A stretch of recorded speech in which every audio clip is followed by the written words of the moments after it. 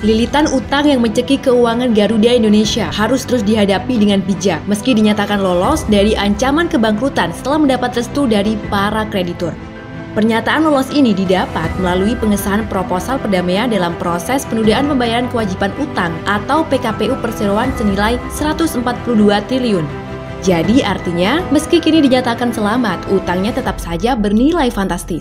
Sebagian besar utang tersebut merupakan utang yang berasal dari beban sewa pesawat yang pada tahun-tahun sebelumnya disajikan secara tidak tepat dalam laporan keuangannya. Belum lagi, ternyata Garuda Indonesia juga mempunyai utang pada sekawannya, yaitu 27 BUMN. Nah, BUMN Info kali ini akan mengulas bagaimana kabar terkini dari Garuda Indonesia dan bagaimana strategi terbaru mereka untuk terus bangkit.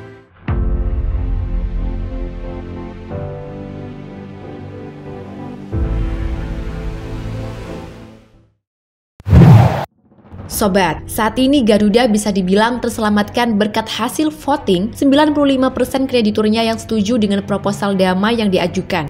Setelah dinyatakan lolos, mekanisme terbaru untuk pembayaran utang pun telah ditetapkan.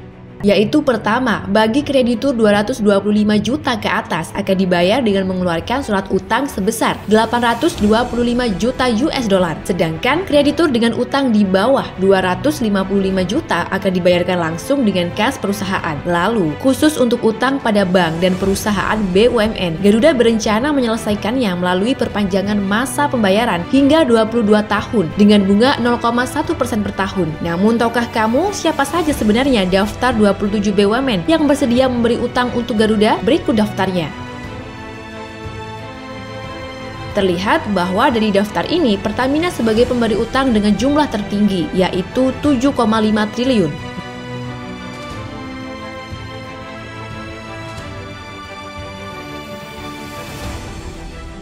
Jika ditelisik ulang, kenapa sebenarnya Garuda harus sampai utang ke teman BUMN-nya sendiri?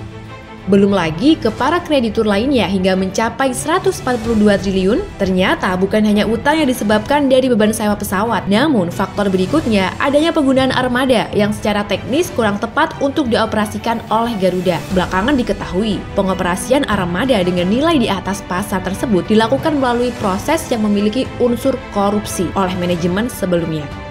Belum lagi persoalan klasik berupa pengoperasian rute-rute yang tidak menguntungkan, bahkan cenderung memberikan kerugian. Pengoperasian rute-rute tersebut tadinya ditujukan untuk meningkatkan jumlah wisatawan mancanegara yang masuk ke Indonesia demi memperluas jangkauannya.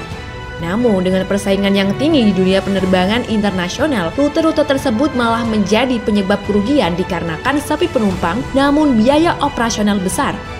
Nah, hingga kini Garuda diketahui baru saja merilis laporan keuangan terbarunya di 2021. Dari laporan itu terlihat bahwa Garuda tercatat mengalami kerugian sebesar 62,3 triliun di 2021.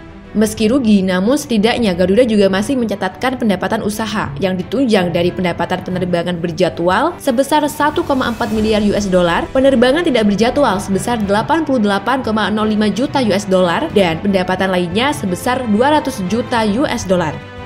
Lalu, bagaimana rencana Garuda berikutnya agar mampu melunasi hutangnya? Kabarnya, update terbaru Komisi 6 DPR telah menyetujui usulan dana PMR sebesar 7,5 triliun untuk Garuda Indonesia yang akan digunakan untuk memperkuat permodalan dalam rangka menjalankan kegiatan usahanya. Selain itu, adanya penjualan saham dengan metode right issue Garuda juga disetujui. Kemudian, rapat juga menyetujui adanya konversi utang obligasi wajib konversi sebesar 1 triliun oleh pemerintah. Lalu berikutnya penyertaan modal dari pemegang saham lain dan atau publik. Maskapai ini juga memproyeksikan dapat mulai mencatatkan kinerja positif secara bertahap pada semester 2 2022. Proyeksi ini terefleksikan melalui kinerja pendapatan usaha pada bulan Mei 2022 lalu yang berhasil membukukan profitabilitas melalui pendapatan rute angkutan penumpang, kargo, charter maupun penunjang lainnya.